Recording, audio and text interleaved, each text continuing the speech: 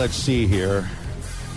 On April the 21st, Arkansas baseball was supposed to be in Lansing, East Lansing, Michigan. I was really excited to see what it would be like for Arkansas to be at a Big Ten school. Supposed to play Michigan State today and tomorrow after the LSU series this past weekend. Of course, none of that stuff has happened. We are not in East Lansing, but we are talking with Casey Martin, Arkansas shortstop, the Jackrabbit out of Lone Oak, joining us here on Halftime. Casey, man, I wish we were in East Lansing, but we're not. I guess this is at least as a decent substitute. How are you doing? Pretty good, Phil. How are you? Well, I'm all right. I'm good, but when I look at where we should be, where we should be for Arkansas baseball, I can't help it but being a little bit depressed about it. Do you find yourself checking where the schedule would have been? I mean, we had Heston on, I think it was 3 weeks ago, and he said he was still getting notifications on his phone because he still had the schedule programmed in there, and it's a little bit of a bummer. Is your phone reminding you? Are you looking to where we would have been? Because I can't help but do it. Yeah, definitely. I look at it probably about every other day, honestly, and think about, what series we're going to be in, what the series might be, who pitched, how they pitched, how I played. What we could have done and achieved as a team, get many tweets out every other day or every other weekend. People tag me and say things like, man, we'd be playing LSU on today or whatever it is, and we'll be watching, and they'll tag me in it. I definitely get constant reminders about it. It's definitely a bummer. Well, but, we've obviously come now a month into the shutdown, so it's something that we've all accepted and learned to live with. So how is it that you, in a time of the year where I know every year of your life, probably of your life that you can remember, this time of the year, you would be playing baseball, not just practicing, not just, taking swings or getting your arm in shape. You would be playing games. So without that right now, and I'm not even talking about prepping for the draft or anything like that. I know you're getting swings, you're staying in shape, but there aren't games. And there's got to feel, there's a void in my life because of that. It must feel the same for you. Yeah. Honestly, I can't tell you the last time that I haven't been playing baseball around this time. There's probably never been a time, honestly, since I started baseball. There's not really much to do. We just stay busy with school at this point. We got about 10 days left. Of course, like you said, staying in shape and getting swings in and stuff. But, other than that, man, there's nothing to do. Without baseball, you feel lost. Like, I guess that's the best way to explain it. I'm just lost at this point. Yeah, it's not really the way you would envision going into the draft is to have that lost feeling. I think you would envision, what you've seen the last couple of years is playing in the NCAA tournament, maybe even being in the College World Series. And, oh, by the way, the draft is happening at the exact same time. So this is definitely not the way you would have envisioned. But are you in your mind, while you're closing out school, are you in your mind preparing for the Major League Draft, however many rounds it'll be, whenever it will be held? Is that what, to you, is next on your radar? Honestly, I haven't even made a decision yet. That's a big decision. As far as I've heard, they dropped it down to 5 rounds. They decide something one day and then choose something else the next.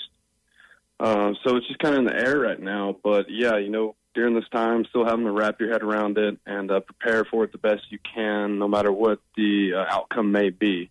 You have to have, all possibilities locked and loaded and ready to go. So that's definitely something that we have to do right now during this time. Got Casey Martin here on Halftime. Casey, just want to touch on a little bit. You've been asked this question a million times, I'm sure, but for some of our listeners, you grew up an hour from me. I grew up in Beebe. Obviously, you went to school at Lone Oak. What was it like being a Jackrabbit back during your high school days and then eventually moving on to Fayetteville and becoming a Razorback? Just talk a little bit about your time at Lone Oak. Man, Lone Oak, a lot of people always say they hate high school. Well, I loved high school. I loved the atmosphere. I loved everybody. Being a Jackrabbit, my dad graduated from there, and being able to go there and accomplish some things that I was able to was pretty awesome. Everybody knew my dad, so everybody knew me and my brother growing up. But we had a lot of support through all of them, because most people that are back in Lone Oak were people that, my parents went to high school with. But, moving on from there, getting a chance to, be a Razorback, lifelong dream, and something I've always wanted to do since I started playing baseball was play for the Hogs. And then I was lucky enough to get the opportunity to be here for 3 years. And, thank you to, Coach Dave Van Horn for the opportunity that he gave me. And it's been a blessing, honestly, so far in my life. Just being able to come here, make all the friends I can, get to know so many people, so many connections, and even, off the field, just all the people and the fans that you meet. It's a one-in-a-lifetime opportunity to meet kind of people like these people. And it's also just been a blessing so far. It just seems to me like, Beebe and Lone Oak, we're not necessarily small schools, but we're not big schools. And it just seems to me like the athletes that come from those smaller schools, particularly like a Lone Oak and different places like that, you appreciate the game more. And I think you appreciate the opportunities more that come your way. Just like you, you've been nothing but appreciative of coming to Arkansas. And like you said, it's the biggest blessing. It just seems to me like those kids that come from small schools really appreciate it more. Yeah, I think, growing up the way I did, and a lot of people did, going to smaller schools like that, they're more appreciative of things they get. It could be anything like, vehicles or just friends in general. Like, just the little things matter just a little bit more. Having to grind more was what it was for me, at least. And I'm sure it is exactly how it is with, a lot of the other small town kids like that. You don't really have a lot. You don't have the nice facilities, nicest places to go. Not really a bunch of restaurants. We didn't have a lot of money. The grind is definitely, I think, a lot more exaggerated a little bit throughout the smaller schools and small towns. But I do think, guys like us definitely appreciate it a little bit more than some. Casey, you're you came in with Heston and with Casey Opitz.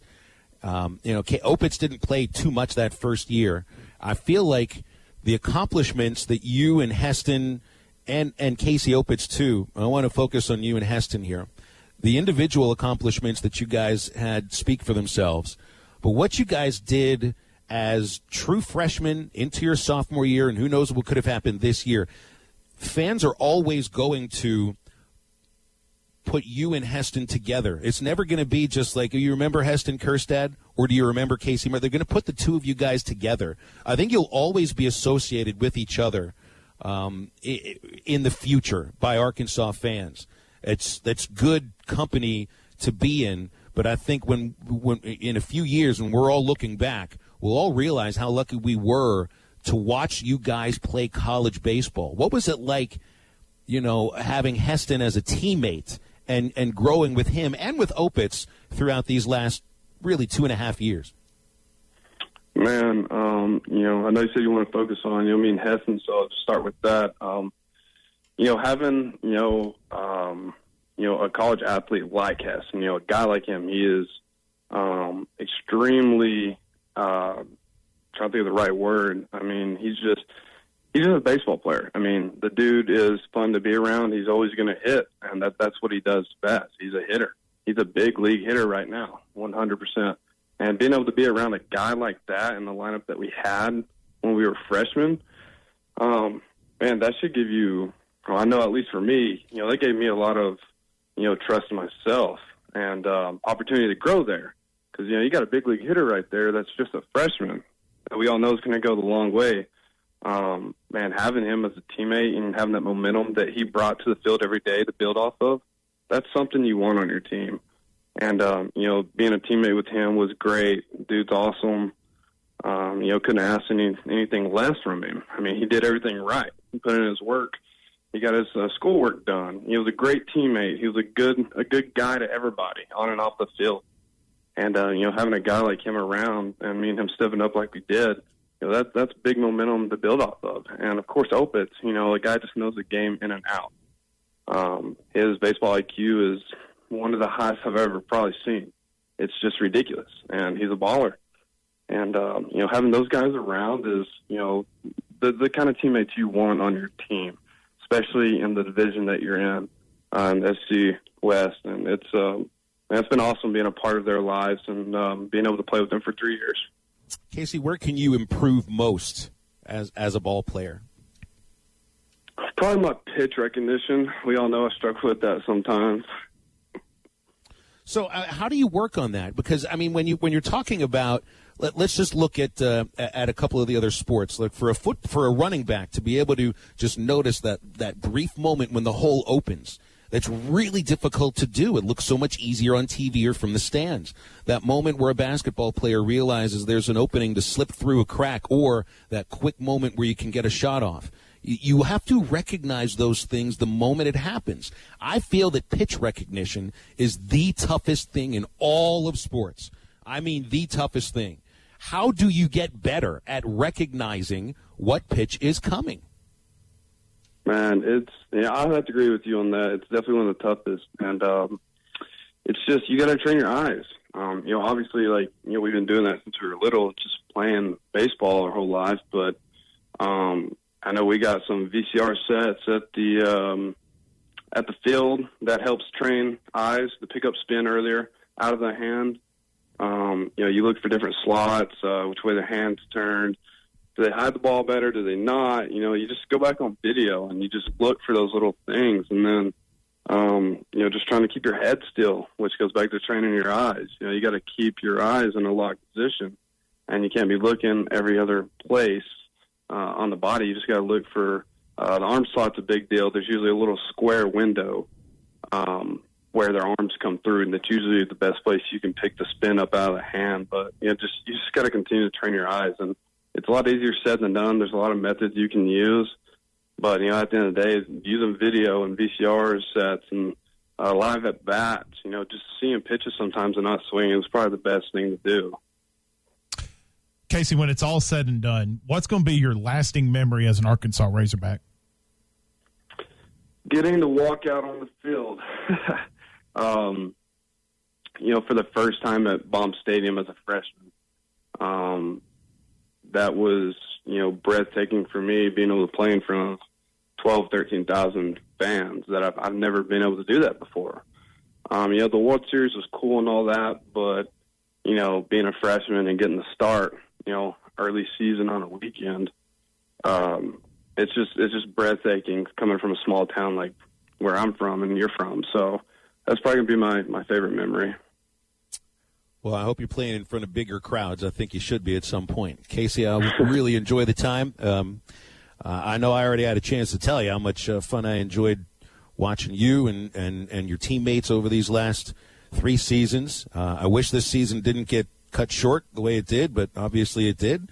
Good luck in the future, man. We definitely want to stay in touch with you.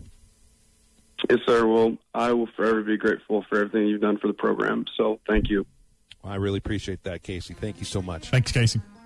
Y'all take care. Casey Martin, the Lone Oak Jackrabbit, joining us here on Halftime. That was fun. Always love talking baseball with Casey.